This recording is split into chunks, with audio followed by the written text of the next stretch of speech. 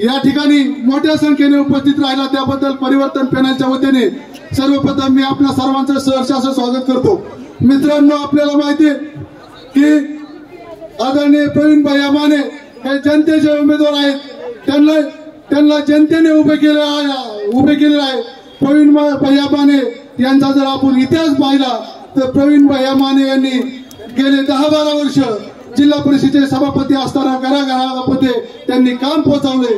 सामुदायिक विवाह सोहळे असतील, नेत्रदान शिबिर असतील, त्याचप्रमाणे अशा अनेक विकास योजना त्यांनी या ठिकाणी वेळ कमी असल्यामुळे मी अधिक त्यांचं या ठिकाणी कार्य सांगत नाही, पण मी एवढंच या ठिकाणी आवर्जून नमूद करतो की गेल्या वर्षी उन्हाळ्याचे दिवस होतं, राष्ट्रवादी काँग्रेस पक्ष फुटला होता आणि आदरणीय पवार साहेब, आदरणीय सुप्रियाताई आणि तमाम राष्ट्रवादी काँग्रेसच्या कार्यकर्त्यावर दुःखाचा डोंगर कोसळला होता। अशा परिस्थितीमध्ये आमच्या प्रवीण भैया मानेने संपूर्ण इंदापूर तालुका डवळून काढला, गावोगावामध्ये सभा घेतल्या, बूथ कमिट्या स्थापन केल्या। आज आम्ही बूथ कमिटी स्थापन केली की दुसऱ्या दिवशी त्या बूथ कमिटीतले निम्मे मेंबर दबावाखाली पळून जायचे, परत आम्ही दुसऱ्या दिवशी बूथ कमिटी तयार करायचो आणि प्रवीण भैयांनी संपूर्ण तालुका 70-80 गावं पिंजून काढली, बूथ कमिट्या स्थापन केल्या, नवीन पदाधिकारी निर्माण केले आणि सुप्रियाताई सुळे यांच्या बाजूने वातावरण निर्माण केलं। परंतु ज्यावेळेस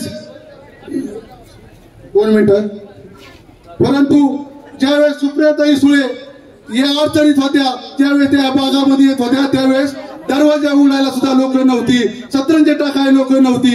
परंतु अशा वेळेस बूथ कमिटीचे आमचे गोरगरीब कार्यकर्ते यांनी बूथ सांभाळला आणि कुठल्याही दबावाला न बळी पडता सुप्रियाताई सुळे यांच्या डोळ्यातून आलेले अश्रू थांबवले। परंतु भविष्यामध्ये ज्यावेळेस त्यावेळेस ताईंनी सांगितलं होतं की बूथ कमिटीचा जो सदस्य आहे, जी बूथ कमिटी आहे, त्या सगळ्यांना विश्वासात घेऊन काम केलं जाईल। परंतु इंदापूर विधानसभेची निवडणूक जाहीर झाल्यानंतर मात्र बूथ कमिटीच्या कुठल्याही कार्यकर्त्याच्या भावना विचारात घेतल्या नाहीत। ज्यावेळेस सुप्रियाताईंच्या समोर जेवढी बूथ कमिटी होती इंदापूर तालुक्यातली, त्यातले 95% बूथ कमिटीचे सगळे सदस्य आज प्रवीण भैया माने यांच्या पाठीशी उभे राहिले। मला ताईंना विनंती करायची, ताई तुम्ही आमचे सर्वोच्च नेते आहेत, तसंच आदरणीय पवार साहेब हे आमचे काल नेते होते, आज आहे आणि उद्या बी राहणार आहेत। परंतु साहेब, तुम्हाला या सभेच्या निमित्ताने एकच विनंती करतो, लोकसभेमध्ये ज्यावेळेस तुमच्यावर संकट आलं त्यावेळेस ज्यांनी तुम्हाला मदत केली त्या मदतीची कृपया साहेब जाणीव ठेवा आणि प्रवीण भैया माने यांना तुम्हाला जरी मदत करता आली नाही तरी सुद्धा त्याच्या उपकाराची जाणीव तुम्ही ठेवावी, अशा प्रकारची नम्रतेची कळकळीची विनंती करतो। बोलण्यासारखे अनेक विषय, पण वेळ कमी म्हणून मी या ठिकाणी थांबतो। धन्यवाद।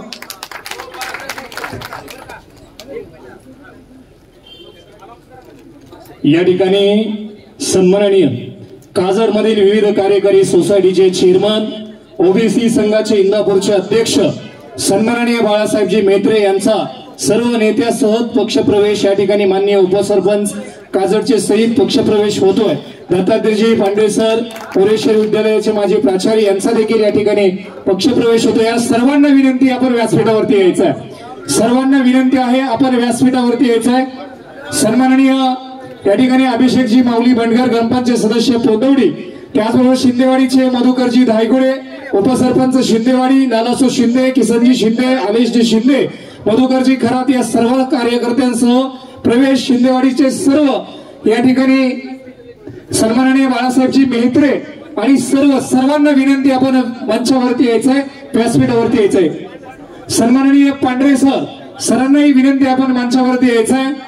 दत्तात्रयजी पांढरे सरांना विनंती की आपण व्यासपीठावरती यायचंय।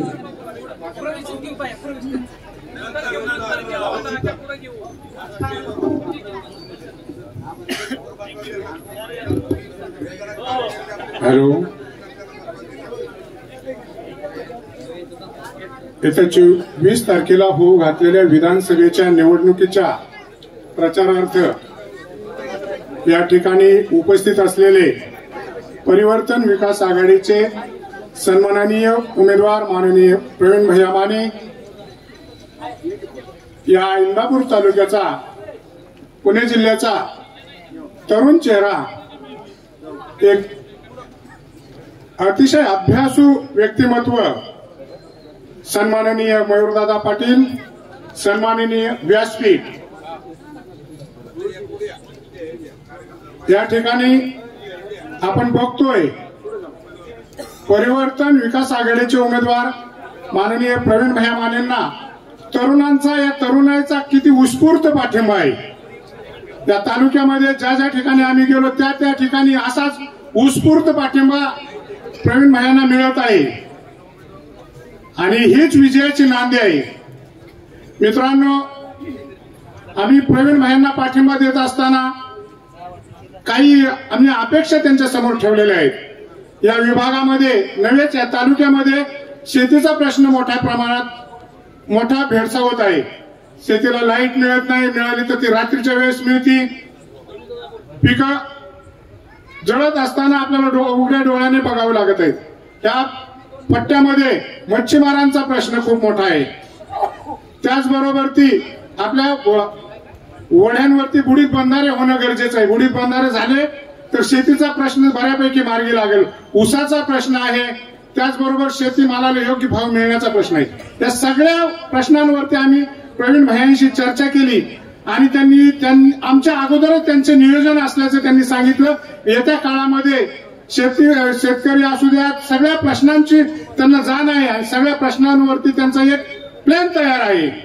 त्याचबरोबर आपल्या भागामध्ये उजनी बॅक वॉटरला भिगवण असू द्यात, कुंभरगाव असू द्यात, डाळस, पळसदेव, गंगावळण आदी भागामध्ये आपल्याकडे परदेशी पक्षी येत असतात। खूप मोठा एक चांगला आपल्याला व्यवसाय या ठिकाणी निर्माण होऊ शकतो।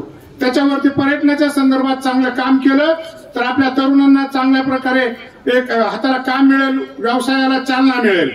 त्या संदर्भातही आम्ही भैयांना विनंती केलेली आहे। आरोग्याचा प्रश्न आहे, भिगवणमध्ये ट्रॉमा सेंटर सुरू झालं, त्याच्या उद्घाटनाला आज माझे आमदार साहेबांच्या फडाचड लागली होती। आज यांनी केलं की दुसऱ्या दिवशी दुसरी करत होते, परंतु त्या ठिकाणी कुठल्याही सुविधा उपलब्ध नाहीत। ज्या मशिनरी आल्या होत्या त्याही बंद पडल्यात, हे कारण देऊन त्या मशिनरीतून हलवण्यात आलेले। बंद पडलेल्या मशिनरी आल्या होत्या का मुळातच डुप्लिकेट मशिनरी आणल्या होत्या हे माहित नाही, कारण त्या चालूच नाही झाल्या तर मग त्या बंद कशा पडल्या, असे अनेक प्रश्न आहेत। बेरोजगारीचा प्रश्न आहे। आमच्या दलित समाजामध्ये शिक्षणाचं प्रमाण खूप मोठ्या प्रमाणात वाढलेलं आहे। तरुण गावोगावी शिकलेले आहेत, परंतु त्यांच्या हाताला काम नाही। त्यांना काम देण्यासाठी आपण कारण हे भिगवण हा परिसर असा आहे की इथून रेल्वे जवळून गेलेली, हायवे मार्ग आहे, पाणी मुबलक आहे, उद्योगधंदे MIDCचा एरिया आहे। या ठिकाणी जर आपण आपल्या माध्यमातून सोनाई परिवार असू द्यात किंवा आपल्या मित्र परिवाराच्या माध्यमातून या ठिकाणी उद्योग व्यवसाय उभे राहिले तर या परिसरातील तालुक्यातील तरुणांना काम मिळेल आणि त्या मार्फत त्यांच्या बेरोजगारीचा, त्यांच्या कुटुंबाचा उदरनिर्वाहाचा प्रश्न सुटेल। कारण तालुक्याचा विकास करत असताना चौफेर विकास झाला पाहिजे। कारण आतापर्यंत आपण दोन्ही आजी माजी आमदार मंत्र्यांना निवडून दिलेलं आहे, परंतु तालुक्याचा चौफेर विकास झालेला नाही। आणि आम्ही ज्यावेळेस चर्चा केली प्रवीण भैयांबरोबर त्यावेळेस त्यांनी या सगळ्या गोष्टींचा आम्ही बोलायच्या अगोदर उहापोह केला, त्यांचं प्लॅन सांगितलं आणि मग आम्ही ठरवलं की खऱ्या अर्थानं आपल्याला प्रवीण भैयांच्या बरोबर जाणं गरजेचं आहे। या तालुक्याला नवीन जर दिशा द्यायची असेल तर तरुणांनी आपण सगळ्यांनी ह्या मार्गाने जाणं गरजेचं आहे। पाटील साहेब, मी ह्या मतदारसंघातील एकमेव कार्यकर्ता असा आहे, मी Republican Party of India Athawale साहेबांचा जिल्ह्याचा प्रभारी आहे। मी धाडसाने निर्णय घेतला कारण उद्या पक्ष कारवाई करू शकतो, मी जबाबदार पदाधिकारी। आणि हेही पाटील साहेब सांगतो की पुढच्या बॅनरवर, महायुतीच्या बॅनरवरती माझा फोटो होता, मी प्रवीण भैयांना दाखवलं, दादासाहेब इथं आहेत, माझा फोटो होता, मी त्यांना नम्रपणे सांगितलं की तो माझा फोटो काढून टाका। असा एकमेव मी कार्यकर्ता आहे की समोरच्या बॅनरवरचा फोटो काढून मी प्रवीण भैयांच्या बरोबर त्या ठिकाणी जोडला गेलेलो आहे। तुम्हाला सांगतो या परिसरातील जास्त वेळ घेणार नाही, आता बोलण्यासारखे मुद्दे आहेत आणि यानंतर मला वाटतंय भैया साहेब आता बोलतील, त्याच्यानंतर किंवा तुम्ही काय होतंय ठीक आहे। मी या ठिकाणी थांबतो, आपल्याला एवढंच आवाहन करतो की येत्या 20 तारखेला किटलीच्या चिन्हासमोर बटन दाबून आदरणीय प्रवीण भैयांना प्रचंड मताधिक्याने विजय करा या ठिकाणी थांबतो. जय भीम जय भारत. या ठिकाणी आप्पासाहेबांना विनंती आहे की आपण 2 मिनिटांमध्ये बोलायचं आहे आणि यानंतर लगेच दादासाहेबजी थोरात बोलतील. हॅलो, कुटुंब ह्याचं स्वागत करतो. आज मोठ्या प्रमाणात तरुण एकवटलेले आहे, कारण की प्रवीण भाईला आमदार करण्यासाठी सर्वजण तरुण सरसावलेले आहे. कारण की खूप राजकीय खूप मोठी पोकळी तालुक्यात निर्माण झालेली आहे. गावोगावी जे काही काम असतील ते आपल्याला येणाऱ्या काळात प्रवीण भाई माने यांच्या वतीने मार्गी लावायचे. तरुणांना नोकरी असतील, आज बिल्ड कंपनी सारखा विषय असेल, इथं 1200 एकर जमीन उद्योगातून रिकामी असलेली, तर पहिल्यांदा एक लोकप्रतिनिधी असं आपल्याला भेटला की त्यांनी सांगितले की या ठिकाणी उद्योग आले पाहिजे, तरुणांच्या हाताला काम आलं पाहिजे आणि येणाऱ्या काळात आम्ही सर्वजण बाहेरच्या पाठीमागे ठामपणे उभा आहोत आणि एवढंच बोलतो, थांबतो. धन्यवाद. यानंतर दादासाहेबजी थोरात यांना विनंती की आपण 2 मिनिटांमध्ये आपलं मनोगत व्यक्त करायचं आहे. वेळेचं भान राखून मी 2 मिनिटं म्हणजे 2 मिनिटात माझं वक्तव्य संपवणार आहे. या ठिकाणी आपले लोकप्रिय उमेदवार आदरणीय प्रवीणभाई माने, आमचे मार्गदर्शक आदरणीय मयूरदादा पाटील आणि सर्वच व्यासपीठ नाव घेऊन वेळ घालवत नाही. भैया, मला सांगायला आपल्याला आनंद होतोय की आपण लोकसभेला देखील याच ग्राउंडवरती सभा घेतली होती. त्यावेळी मी ज्या 1000 खुर्च्या सांगितल्या होत्या त्यात तुम्ही मला आवर्जून सांगितले दादासाहेब 500 खुर्च्या मागे ठेवा, लोक आल्यानंतर टाका. मात्र आता खुर्च्या टाकून देखील आणखीच्या खुर्च्या मागाव्या लागतात. यामुळे भयांवरचं भिगवणकरांचं प्रेम आणि भिगवण परिसरातल्या लोकांचं प्रेम हे निश्चितच लक्षात येतंय. भैया, मला आपल्याला सांगावं असं वाटतं की भिगवण हे मुख्य बाजारपेठेचं गाव आहे. आपल्या इंदापूर तालुक्यासह सोलापूर मधील अनेक गावं या ठिकाणी येत असतात. मात्र या ठिकाणच्या व्यापाऱ्यांना अनेक सोयी सुविधा नाहीत. याचबरोबर मासेमारी देखील या भिगवणमध्ये मोठ्या प्रमाणात चालते, तर त्या व्यापाऱ्यांना देखील आपल्याला सोयी सुविधा द्याव्या लागणार आहेत. याचबरोबर मदनवाडी हे शेती प्रधान गाव आहे. त्या ठिकाणी आपल्याला तलावाच्या आणि खडक वाचल्याच्या पाण्यासाठी भाई आपल्याला काम करावं लागणार आहे. पोंदवडीमध्ये एक तलाव आहे, पोंदवडीचा तलाव भरण्यासाठी देखील आपल्याला काम करावं लागणार आहे. याबरोबर डिकसळ या ठिकाणी उजनीचा बॅकवॉटर आहे. या ठिकाणी देखील आपल्याला शेतकऱ्यांना आणि तिथल्या दूध उत्पादकांना न्याय देण्यासाठी आपल्याला काम करावं लागणार आहे. यामुळं आपल्याला या ठिकाणच्या शेतकऱ्यांना, व्यापाऱ्यांना आणि सर्वसामान्य नागरिकांना कशा पद्धतीनं आपल्या सोनाई उद्योग समूहाच्या माध्यमातून किंवा सामाजिक क्षेत्रातून कसं न्याय देता येईल यासाठी आपल्याला प्रयत्न करायचा आहे. मी जास्तीचा वेळ घेत नाही, अतिशय वेळ कमी आहे, एवढं बोलतो आणि यानंतर या ठिकाणी व्यक्त करतील. धनंजय भाऊ थोरात यांना विनंती. आवर्जून या ठिकाणी आमच्या सन्मान्य काळेताईंचा उल्लेख करेन की कागदचे जे सर्व सन्मान्य या ठिकाणी प्रवेशाला आले त्यांचं मोलाचं योगदान आहे. मी काळेताईंना विनंती करेन, आपलं आभार आहे आणि आपलं स्वागत आहे, आपण व्यासपीठावरती यावं.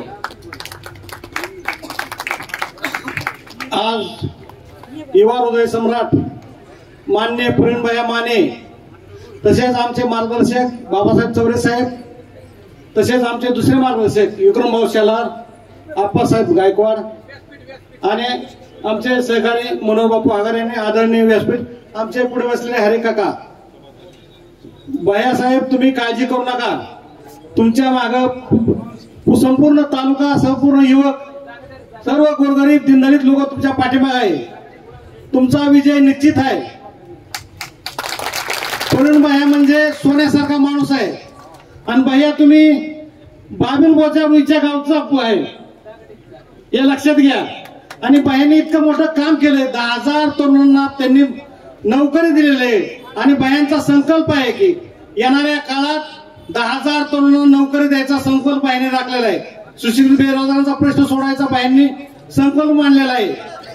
आणि भैया म्हणजे कसं आहे माहितीये का, त्याच्या पिक्चर मधला मुन्ना भैया म्हणजे जे काही अशक्य आहे ते शक्य करणार म्हणजे आपला भैयासाहेब आहे.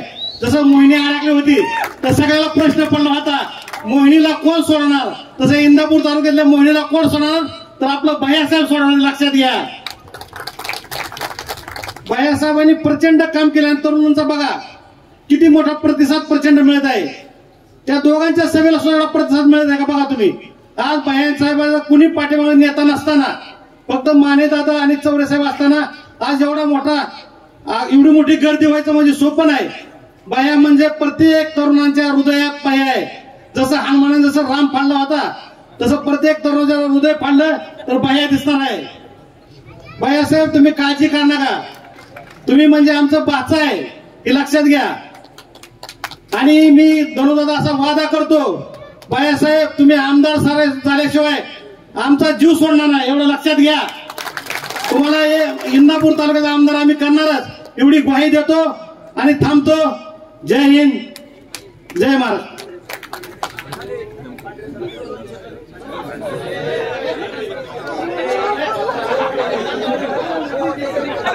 या ठिकाणी सन्माननीय पांढरे सर आपल्या सर्वांना संबोधित करते. सरांसाठी एकदा जोरदार टाळ्या वाजवूयात आपण. सन्माननीय दत्तात्रयजी पांढरे सर. येत्या 20 तारखेला होऊ घातलेल्या विधानसभेच्या प्रचारानिमित्त व्यासपीठावरती उपस्थित असलेले आपले परिवर्तन विकास पॅनलचे उमेदवार आदरणीय प्रवीण भैया माने आणि सर्व व्यासपीठ. खरं तर मला बोलायला 2च मिनिटं दिलेत, तरी सुद्धा मी 1च मिनिट बोलणार आहे आणि 1-2च वाक्य सांगणार आहे, कारण वेळ खूप कमी. आचारसंहिता आहे आणि 10 वाजता प्रचार बंद होणार आहे. त्या निमित्तानं मी 1-2 शब्द सांगतो, कारण या इंदापूर तालुक्याचा भावी आमदार म्हणून आपण भैयांकडे पाहतोय आणि हे इतकं समर्पक आहे. याचं कारण असं आहे की या भिगवण गावाला एक परंपरा आणि एक इतिहास आहे. तुम्हाला एकच गोष्ट मी सांगणार आहे की 1995 साल कोणाला आठवत असेल तर त्या काळामध्ये परिवर्तन करण्यामध्ये सिंहाचा वाटा हा भिगवण गावचा होता. हे मी प्रत्यक्ष अनुभवलेलं आहे आणि तीच वेळ आता आलेली आहे. आणि त्यानुसार या भिगवणकरांच्या साक्षीनं मी सांगतो की या वर्षी परिवर्तन झाल्याशिवाय राहणार नाही. ही एक काळ्या दगडावरची पांढरी रेघ आहे. आणि प्रवीण भैया माने हे पुढच्या 5 वर्षातले इंदापूर तालुक्याचे आमदार असतील. ते फक्त 5 वर्षासाठी नसतील, कारण ते एक तरुण तरफदार नेतृत्व आहे, उदयन नेतृत्व आहे. त्यांच्या पुढे अनेक कामं त्यांनी अभ्यासलेली आहेत, त्यांनी त्याचा प्लॅन केलेला आहे आणि इंदापूर तालुक्याच्या सगळ्या अडचणी त्यांना माहिती आहेत. जिल्हा परिषदेच्या माध्यमातून त्यांनी अनेक कामं केलेली आहेत, अनेक ठिकाणी त्यांनी दौरे केलेले आहेत. त्याच्यामध्ये इंदापूर तालुका संपूर्ण त्यांना ज्ञात आहे आणि त्यानुसार ते त्यापर्यंत काम करतील. आणि या निवडणुकीमध्ये त्यांना विजयी करण्यापासून कुणीही रोखू शकणार नाही यात मला तिळमात्र शंका नाही. कारण इथं आल्यानंतर मला असे अनेक चेहरे दिसले की मला वाटतच नव्हतं की ते इथं असतील आणि ते इथं आहेत. याचा अर्थ नक्कीच प्रवीण भैया माने पुढच्या पंचवार्षिकला आमदार असतील आणि त्यांच्यावरती एक जबाबदारी असेल की पुढच्या 15-20 वर्ष ते आमदार राहतील. याची ग्वाही मी देतो आज, कारण त्यांच्या कामाची पद्धत मी जवळून पाहिलेली आहे आणि त्यांच्यामध्ये असलेली तळमळ, एक तळागाळातला कार्यकर्ता म्हणून त्यांनी या राजकारणामध्ये पदार्पण केलं आणि त्यांना प्रत्येक ठिकाणी आतापर्यंत यश येत गेलंय. त्यांच्या पदरी अपयश कधीही येणार नाही याची ग्वाही देतो आणि पुढच्या पंचवार्षिकला या विधानसभेचे आमदार प्रवीण भैया माने असतील असं मी जाहीर करतो इथंच आणि मी थांबतो. जय हिंद. यानंतर शरद नानांना विनंती की अगदी 2 मिनिटांमध्ये. राजन आणि शिंदेवाडी मधले अनेक कार्यकर्ते माझ्याबरोबर आलेले आहेत. त्या सर्वांचं नामोल्लेख मागाशी झालेला आहे. त्या सर्वांचा या विकास परिवर्तन पॅनलला पाठिंबा आहे असं मी जाहीर करतो. सर्वांना जय भीम. या ठिकाणावरती परिवर्तन विकास आघाडीच्या प्रचारासाठी आपण सर्वजण उपस्थित राहिला त्याबद्दल सर्वांचं हार्दिक असं स्वागत करतो. आणि बंधूंनो, फक्त या ठिकाणावरती एकच गोष्ट सांगण्यासाठी उभं राहिलोय की प्रवीण भैया हे परिवर्तन घडवण्यासाठी आपण ज्या जबाबदारी त्यांच्यावरती दिलेली आहे ती 20 तारखेला आपण सर्वांनी पार पाडावी. येणारा काळ हा आपल्यासाठी अत्यंत महत्वाचा आहे, तो आपण सर्वांनी जाणून घ्यावा आणि ही सर्व जबाबदारी तरुणांनी जास्तीत जास्त आपल्या खांद्यावरती घ्यावी. इंदापूर तालुक्याच्या सर्वांगीण विकासासाठी, बहुजन आणि मागासवर्गीय बहुजनांच्या समाजासाठी आपल्याला सर्वांना आठवत असेल की पवार साहेबांनी ज्या गोष्ट आपल्यासाठी दिलेली आहे की तरुणांना आपण संधी दिली पाहिजे. तर पवार साहेबांचा जो वाक्य आहे ते आपण तंतोतंत इंदापूर तालुक्यामध्ये उतरावं आणि पवार साहेबांचं मनातलं जे स्वप्न आहे ते इंदापूर तालुक्यामध्ये आपण पूर्ण करण्याची वेळ आपल्यावरती आलेली आहे, ते आपण सर्वांनी करावी एवढंच या ठिकाणी. यानंतर या ठिकाणी इंदापूर तालुक्याचे युवा नेतृत्व सन्माननीय मयूरदादा पाटील, दादांसाठी एकदा जोरदार टाळ्या.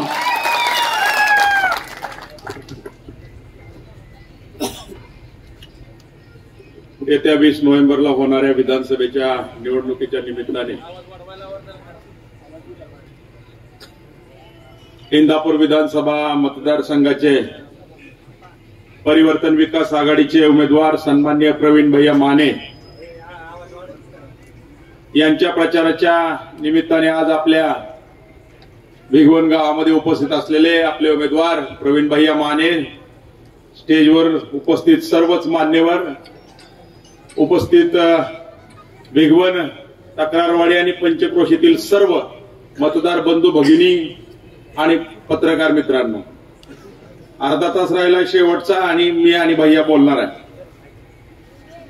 झालंय असं की अपक्ष उमेदवार म्हणून जसा भैयांनी फॉर्म भरला, जसा प्रचाराने वेग घेतला, तशा मागच्या 4-5 दिवसामध्ये जाईल तिथं एवढीच सभा होती मोठी. संसरला गेलो एवढीच सभा, अंतुर्ण्याला गेलो एवढीच सभा, सराटीला तर आता भैयासाहेब कोकाटे आलेत, कहरच झाला, प्रचंड मोठी सभा झाली.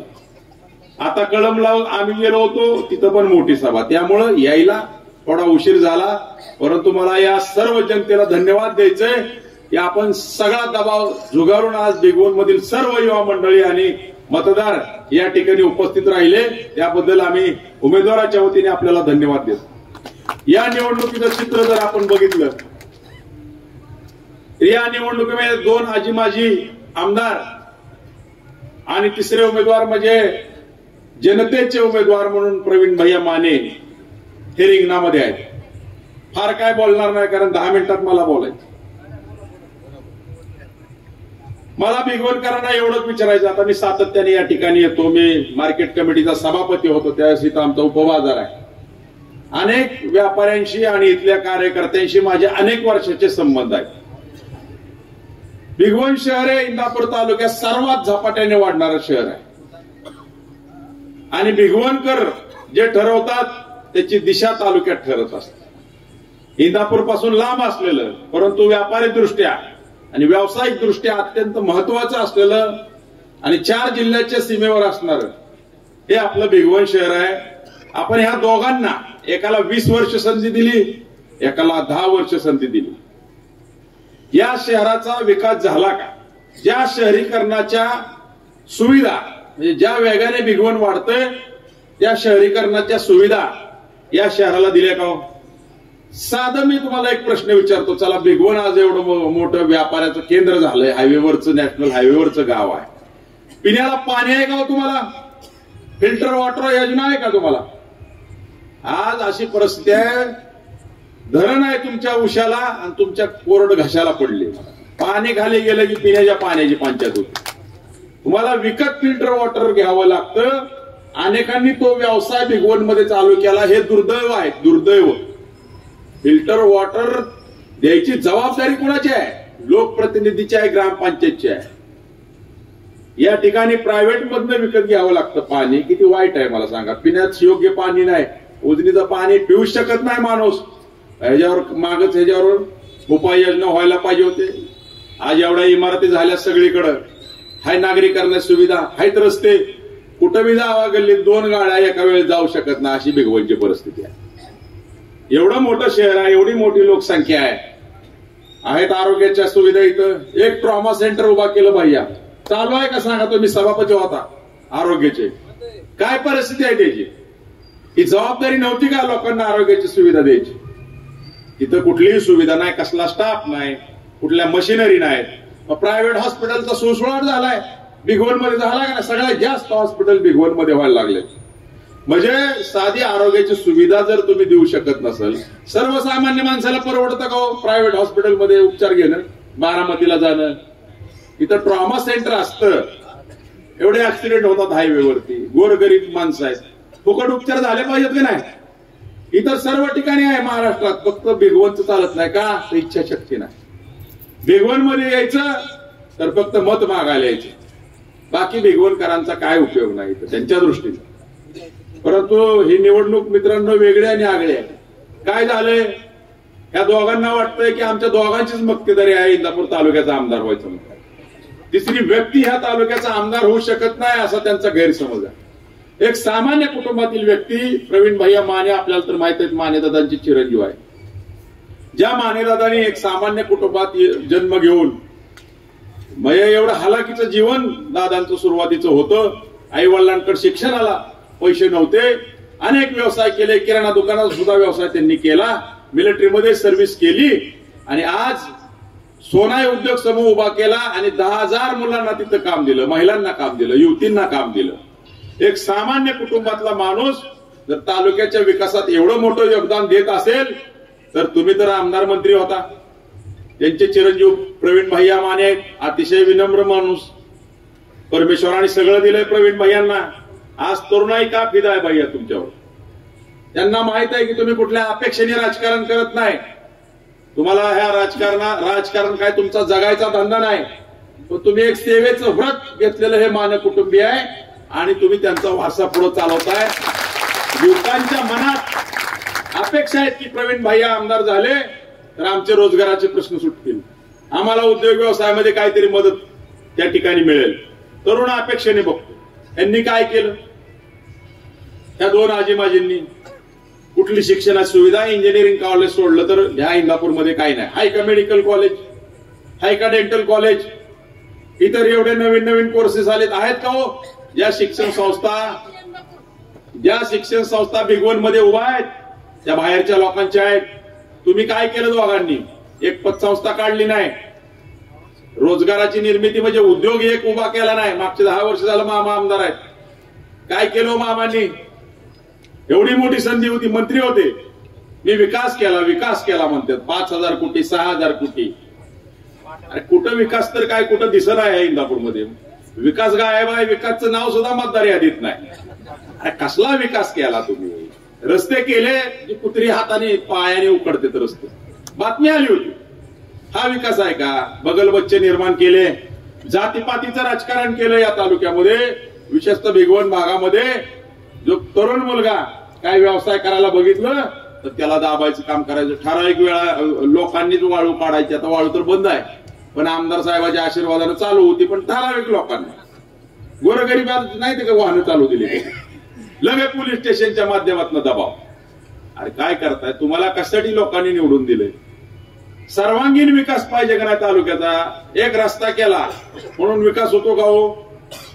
आता दुसरे आहेत त्यांचं काय झालंय? आपला सगळा प्रपंच आपला कर्मयोगीवर अवलंबून आहे. या भागातला काय छत्रपतीला होत जातो. काय कर्मयोगीची अवस्था केली हो? स्वर्गीय शंकरराव बाजीराव पाटलांनी कर्मयोगीची स्थापना केली. भिगवण पुनर्वसित गाव आहे. मुळातच त्याचे प्रश्न असंख्य आहेत. पुनर्वसनाच्या सुविधा या ठिकाणी नाहीत. त्यातनं कसं बसं माणसांनी आपलं प्रगतीचं दालन उघडलंय, शेतीबाडी नीटनेटकी केली. या उजनीमध्ये बऱ्याच जणांच्या जमिनी गेल्या, उर्वरित जमिनी अशा तरी वहिवाटून या भागातील शेतकरी आज ऊसाचं पीक घेतोय. पाण्याचा प्रश्न गंभीर आहे. खडकवासल्याचं पाणी येत नाही. तलाव भरला जातो का आपल्या इथला? प्रश्न सगळे गंभीर आहेत. त्यातनं पण कसं तरी ऊसाचं उत्पन्न चांगल्या पद्धतीने काढलं तर कर्मयोगी कारखाना किंवा छत्रपती कारखाना आपला ऊस वेळेवर येत नाही. 2-2 महिने तोडी येत नाहीत. तोडी आल्या तर दर मिळत नाही. दर मिळाला थोडाफार तर तो कधी पैसे खिशात येतील सांगू शकत नाही. दिवाळी कोरडी गेली का नाही छत्रपतींची सांगा. आणि बळबळ इलेक्शन आहे म्हणून आता कर्मयोगीने 200 रुपये दर बसत नसताना दिला. ते काय म्हणतात की सभासदच बरोबर नाही, रिकव्हरीचा ऊसच काढत नाही. म्हणजे अपयश संचालक मंडळाचं नाही, अपयश आहे ऊस घालणाऱ्या शेतकऱ्यांचं. अरे असं जर तुम्ही दोष देत बसला तर तालुक्याचा विकास ही नवीन पिढी यांनी काय बोध घ्यायचा तुमच्यापासून? कुणीतरी मला आता सांगितलं, एक किरकोळ पुढारी गावातला तक्रारवाडीतला म्हणला, कोण मयूर पाटील आम्ही ओळखत नाही. अरे असंच काय आपले पाटील की मंत्री, महसूल मंत्री चंद्रकांत पाटील काय म्हणले होते पुण्यात? असंच कमी लेगलं. काय म्हणले होते? होईल दंगेकर. अरे कोण आहे तू? बच्चा आहे अजून, तुला काय किंमत आहे का? आवाज दुकानदारी करतो, कर दुकानदारी. 50 पुढाऱ्याशी संबंध ठेवून राहतो. लय मोठं बोलू नको.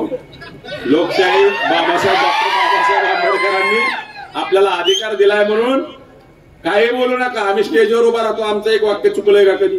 कमरेखालचे वार आम्ही करत नाही. आणि सगळ्यात महत्वाचं, आम्ही दुसऱ्याला कमी लेखत नाही. आम्हाला माहिती आहे आम्ही कुठल्या शक्तीविरुद्ध लढतो. इथं 2 गबरगंड झालेले आमदार आहेत, माझी आजी. आणि त्यांची काय स्पर्धा आहे? एक जण म्हणतोय ह्यांनी जास्त भ्रष्टाचार केला, दुसरा म्हणतो नाही नाही मला कमी वेळ मिळाला, तुम्ही जास्त केला, मला वेळ मिळाला असता तर मग मी केला असता. बरोबर आहे का? नाही हे म्हणतो नाही नाही मला 20 वर्ष मिळेल पण तू 2.5 वर्षातच कव्हर केलं सगळं. अरे काय रेकॉर्ड करायचंय काय भ्रष्टाचाराचं?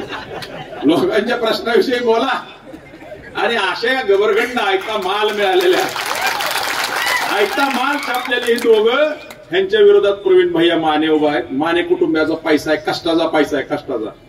आज सोनाई उद्योग समोर नसता तर इंदापूर तालुक्यातील दूध धंदा वाढला नसता. इंदापूर तालुक्याचं अर्थकारण बदललं नसतं. कॅटल फीडचा प्रोजेक्ट टाकला, हजारो महिला काम करतात, हजारो मुलं काम करतात. इडिबल ऑइलचा प्रोजेक्ट टाकला एमआयडीसी मध्ये भैयानी, 2,500 मुलं त्या ठिकाणी काम करतात. टेम्पो ड्रायव्हर, ट्रक ड्रायव्हर, हॉटेलवाला, म्हणजे जे नुसते प्रत्यक्ष काम करतायत ते सोडा, हा प्रत्यक्ष हजारो कुटुंब त्या माने परिवाराने योगदान दिलं या तालुक्याला. म्हणून या ठिकाणी चांगल्या पद्धतीने आपलं जीवनमान सुधारवत आहेत. वेळ कमी आहे, आपल्याला उमेदवाराचं भाषण ऐकायचंय आणि मला एवढंच सांगायचंय की या तालुक्यामध्ये जर तुम्ही एक तरुण चेहरा प्रवीण मानेंसारखा काम करणारा, ज्याला अनुभव आहे, सभापती म्हणून 5 वर्ष काम केलं, आरोग्य आणि बांधकाम केलं, उत्कृष्ट काम केलं, 300 कोटीचा निधी खेचून आणला भैयांनी. त्यांच्या घराण्याला सामाजिक वारसा आहे, लोकसेवा करतात, कितीतरी मुला मुलींची गोरगरिबांची लग्न त्यांनी फ्रीमध्ये केली, आरोग्याच्या सुविधा दिल्या, आरोग्य शिबिरं भरवली.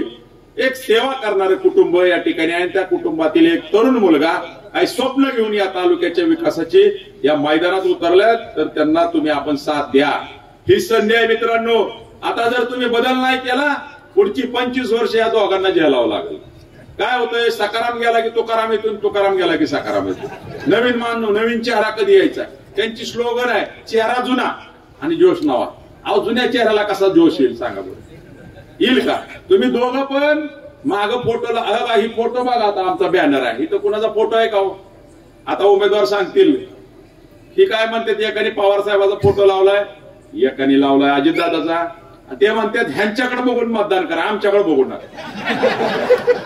आता हे म्हणजे महाराष्ट्रात असा प्रकार कुठं नाही. आणि आज दुर्दैव आहे, अरे तुम्ही दोघं मंत्री आहे, आज बावड्यात सभा चालू आहे, धैर्यशील मोहिते पाटील आणि सुप्रियाताईंची सभा, काल अमोल कोल्हेंची झाली, जयंत पाटलांची सभा आहे, मी कशासाठी सांगतो, अजितदादांची सभा आहे, अनेक अजून पुढारी येतात आणि ते येऊन इथं काय सांगतात? ते येऊन इथं सांगतात की हा माणूस चांगला आहे बरं का, ह्याला मतदान करा. बाहेरचा माणूस येऊन सांगतो. तुम्ही काय केलं? तुम्हाला जर बाहेरच्या शिफारशीवर जर मतदान मिळवायचं असेल तर तुम्ही निवडणुकीतनं माघार घ्या. तुम्ही लोकांचे प्रपंच उद्ध्वस्त केले, त्यामुळे तुम्हाला शिफारशी लागतात. आज आमच्या स्टेजवर हाय का कुठला पुढारी? आहे का सांगा? त्यांच्या स्टेजवर बसायला जागा नाही आणि हे पुढारी कमी पडले म्हणून बाहेरचे पुढारी आणून ते सांगतात की हा माणूस लय चांगला आहे बरं का, आणि हे लय काम करू शकतो. लोकांनी म्हणलं पाहिजे, आमच्या समोर जनता आहे, समोर आमच्या बरोबर जनता आहे, आमच्याकडे पुढाऱ्यांची गरज नाही. आम्ही समाजसेवक, राजकारण करणारी मंडळी, इथं कुठलाही मोठा पुढारी नाही. आम्हाला जनतेने पाठिंबा दिलाय, जनतेच्या जीवावर आम्ही या ठिकाणी तिसरा उमेदवार दिलाय आणि तो सक्षमपणे दिलाय. प्रवीण भैया उभे आहेत म्हणून आज तुम्हाला मत तर मागायला येते, नाहीतर मत पण मागायला आली नसते. म्हणजे ह्यांची मानसिकता अशी आहे की मतदाराला त्यांनी इंदापुरातल्या ग्राह्य धरलंय आणि आज अख्खं पवार कुटुंब येतं इथं. ठीक आहे, पवार कुटुंब आदरणीय आहे, त्यांच्याबद्दल बोलायचं काय आम्ही कारण नाही. अरे पण त्यांनी येऊन दाखला द्यावा लागतो की आमच्याकडे बघा, ह्यांच्याकडे बघू नका. अरे बघू नका तीच म्हणते ते, आम्ही नाही म्हणत. आणि आम्ही विकास करू. मग तुम्ही काय करणार? नुसतं आमदार होणार? दोघांचं सत्तेचं राजकारण आहे आणि ह्या राजकारणाला ह्या तालुक्यातील जनता कंटाळलेली आहे. आणि म्हणून या जनतेने निर्णय घेतलाय की प्रवीण भैया माने यांना विधानसभेत पाठवायचं. ही तरुणाई या ठिकाणी बसली भैया, ते तुमच्या ओळखी आहेत का रे? आजी माझ्या आमदार बरोबर आहेत का? माझ्या मुलांना प्रश्नोला ओळखतात का?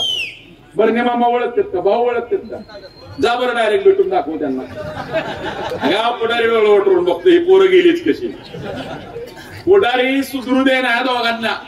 म्हणजे काय झालं, ती भस्मासुरासारखा प्रकार झालाय. त्यांच्या माग ही आजूबाजूची बगल बच्चे भस्मासूर होऊन लागलेत.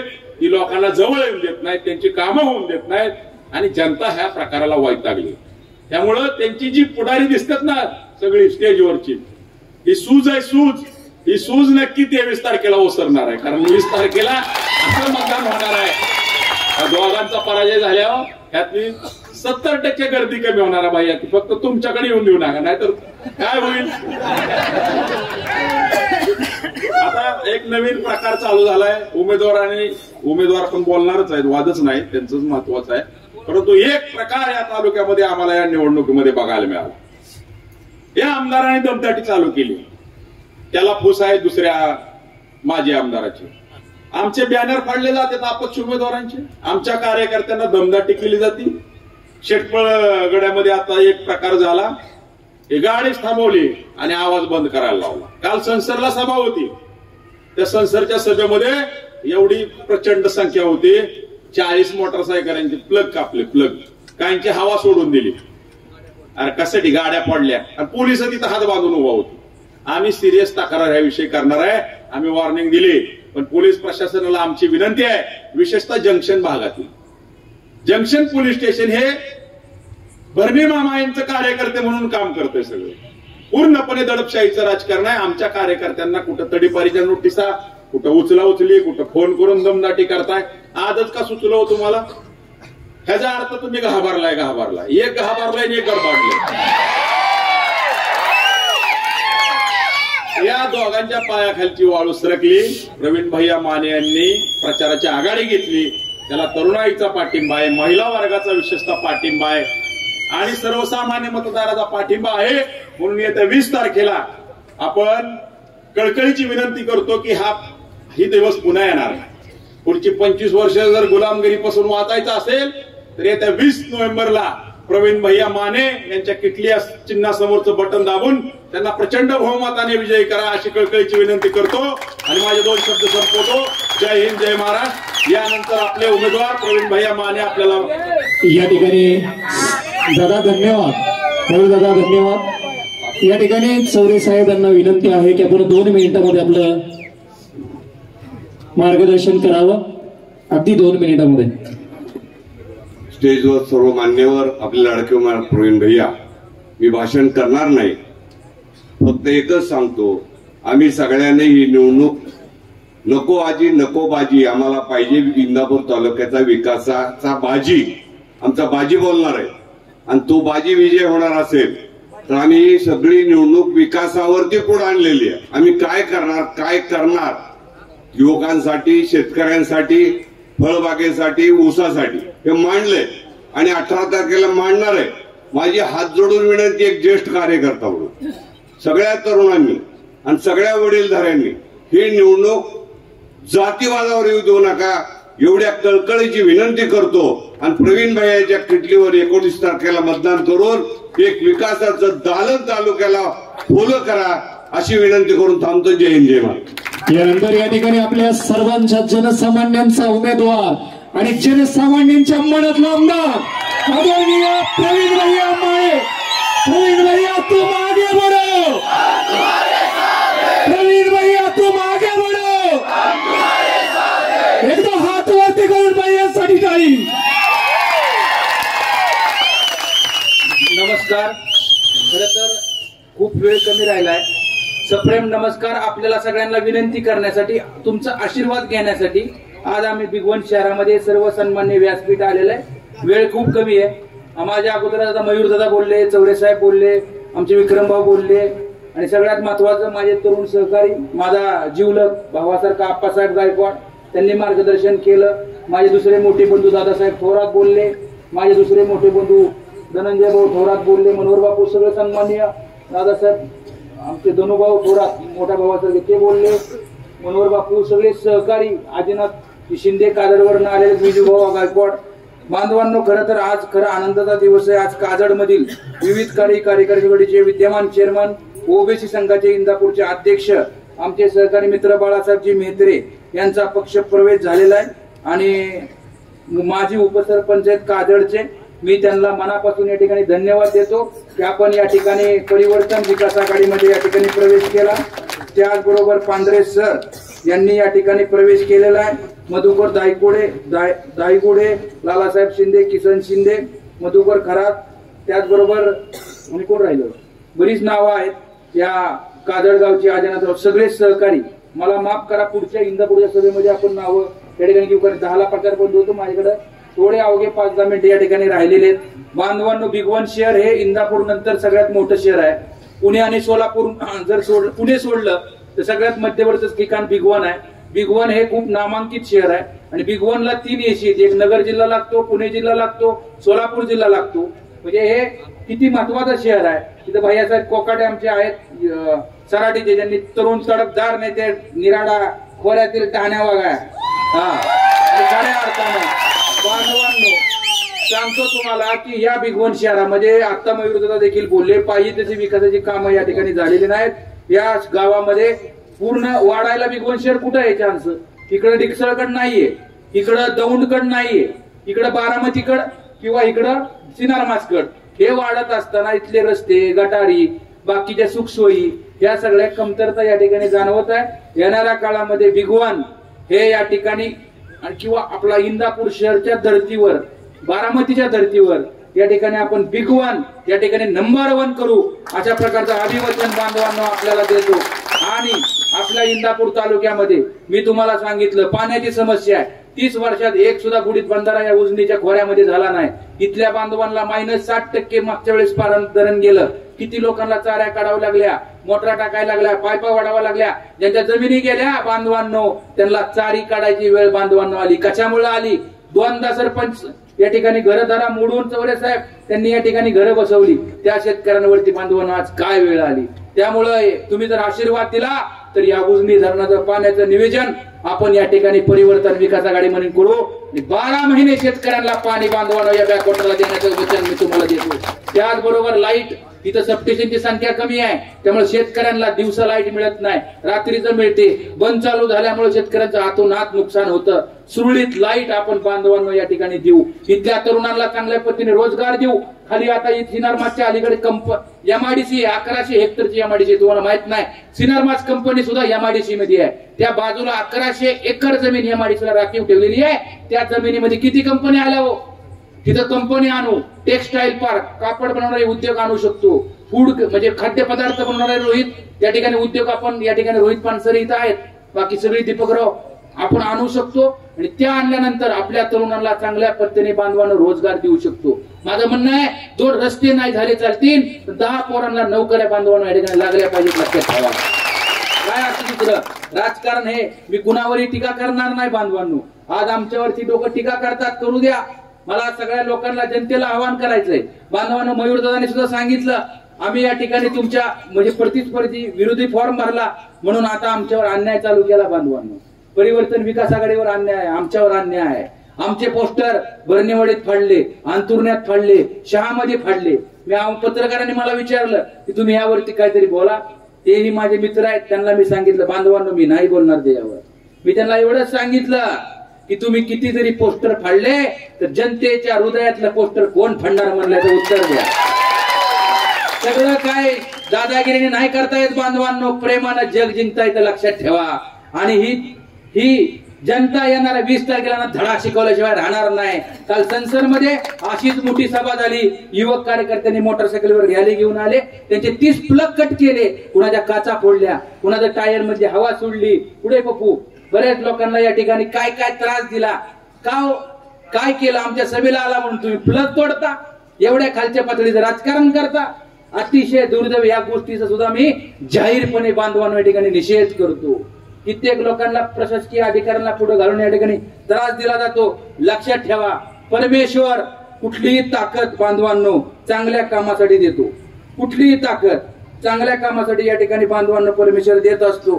तुम्हाला सांगतो, ऐश्वर्य असो, पैसा असो, अथवा या ठिकाणी धन संपत्ती असो किंवा सत्ता असो, ही जर आपण चांगल्या कामासाठी वापरली नाही तर परमेश्वर बांधवांनो ती काढून सुद्धा या ठिकाणी परमेश्वर घेतो. लक्षात ठेवा. त्यामुळे परमेश्वराने दिलेली ताकद ही चांगल्या कामासाठी या ठिकाणी वापरली पाहिजे. आज बिगवन मध्ये मला वाटतं मी अनेक सभा केल्या, पण एवढी मोठी सभा मी बिगवन मध्ये नाही पाहिली बांधवांनो. बघा, तुझ्या पुढच्या दोन्ही उमेदवाराकडे 2 पक्ष आहेत, 2 चिन्ह आहेत, 2 नेते आहेत, बरोबर आहे, 2 माजी मंत्री आहेत. अख्खं प्रशासन त्यांच्या बाजूला आहे, पण गर्दी मात्र इकडे. लक्षात ठेवा. कशाचं प्रतीक आहे? कशाचं प्रतीक आहे बांधवांनो? हे जे प्रतीक आहे ते परिवर्तनाचं प्रतीक आहे बांधवांनो. मला 100% खात्री आहे येणाऱ्या 20 तारखेला इंदापूर तालुका परिवर्तन केल्याशिवाय राहणार नाही बांधवांनो. आज मसोबाची वाडी सगळीच गावातील सगळी तरुण सहकारी या ठिकाणी आलेली आहेत. बिगवण मध्ये स्मशानभूमीची काय अवस्था आपण पाहतो, काय परिस्थिती स्मशानभूमीची बिगवणला गेल्यावर. इथं सगळी बसलीत वडीलधारी. पार्किंगची काय परिस्थिती आहे, गावातील अंतर्गत रस्त्याची काय परिस्थिती आहे, अनेक प्रश्न आहेत. आज बिगवण मध्ये आल्यानंतर बांधवांनो मला आवर्जून स्वर्गीय रमेश बापू जाधव यांची आठवण येते. अनेक या ठिकाणी इथे नेतृत्व करणाऱ्यांनी चांगलं काम केलं. आणि दुसरं म्हणजे माझ्या वडिला समान होते, माझ्या वडिला समान स्वर्गीय शंकरांना गायकवाड होते.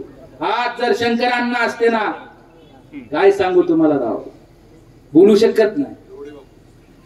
दवडे बापू होते शंकरांना.